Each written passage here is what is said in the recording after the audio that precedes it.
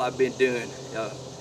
I showed y'all a while ago I was walking up an old log road, and this is one of my favorite stands to hunt right here. If you follow me on Facebook or on any of the hunt pages you see, I have made hundreds of videos from this deer house right here. Turkeys and also deer. But over the years, I bought this place in 1992. It was 28 years ago. And this was an old house place right here behind me in this field back during the Civil War. And it burnt for the last time in 1939. But I brought a dozer up here and kind of cleaned off a little bit of it. And it's about 1.1 acres right now. But I noticed every time I was slipping up through here, I've got an old ladder stand right here. But it was 2 or 3 mounted wall hangers killed out of there. And then I built this thing. The only problem is when getting up through here, I would get busted all the time. It's bedding areas on both sides. This side, the left side of it right here, goes down to a big body of water. The right side is a big thick pine thicket right here. And I can't come into it from any other way. Really 2 reasons is other property owners. But if I come in from the other way, then I'm messing up anything I'm going to hunt. So I slip up this old log road right here.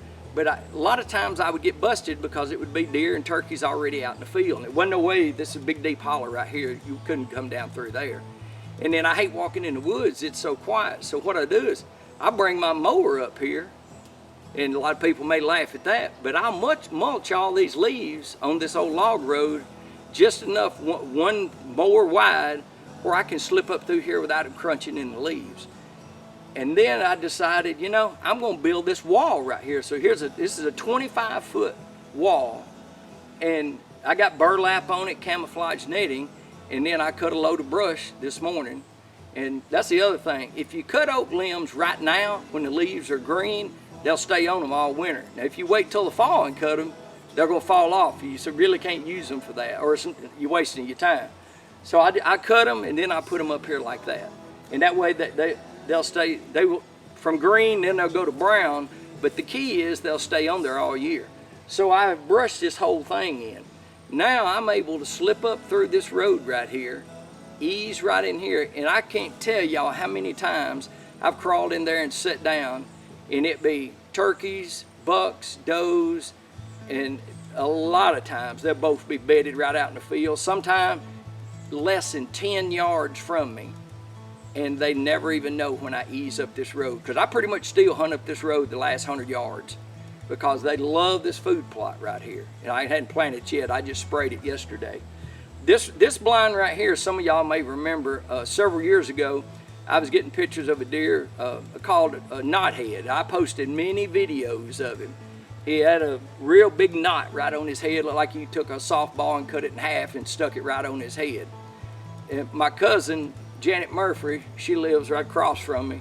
She come up here one afternoon. I had told her that I'd been seeing him up here, and it was 5 other bucks out that came out in the field, and right before dark he came out and she shot him with a muzzle loader. I sent his teeth off to a lab. He come back. He was 8.5 years old. I knew he was at least 6.5, but he came back 8.5 years old. I've killed another deer y'all may remember out of here that he had 17 points, but only 13 of them turned out to be scoreable. I killed him out of here too.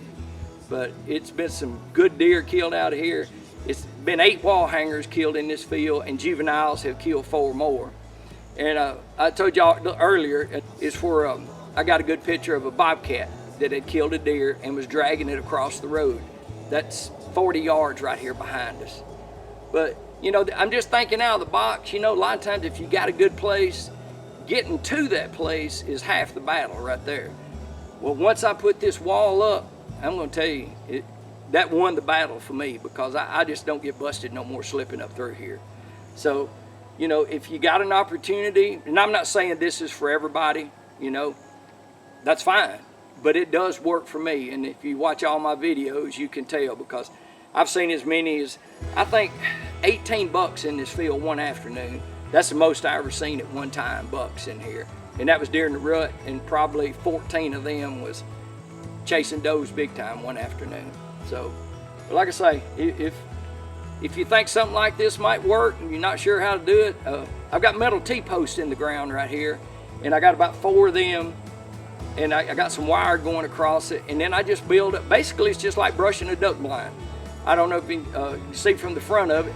That's exactly what it looks like. It looks like a duck blind right here, but and I still have deer that walk around because I got an opening right here. I drive my tractor around through there, and the deer, they walk that just like they always did. You know, it don't affect them or anything. So, but I try to stay out here except when it comes to hunt, and I love it. It's one of my favorite places. But just think about little things like that, and you'd be surprised at what it could do, you know, with your ability to see deer. So, hope y'all enjoy this. If you got any questions, just leave us a message on Facebook, and thank y'all for tuning in to Southern Woods and Water. We appreciate it. Thank you.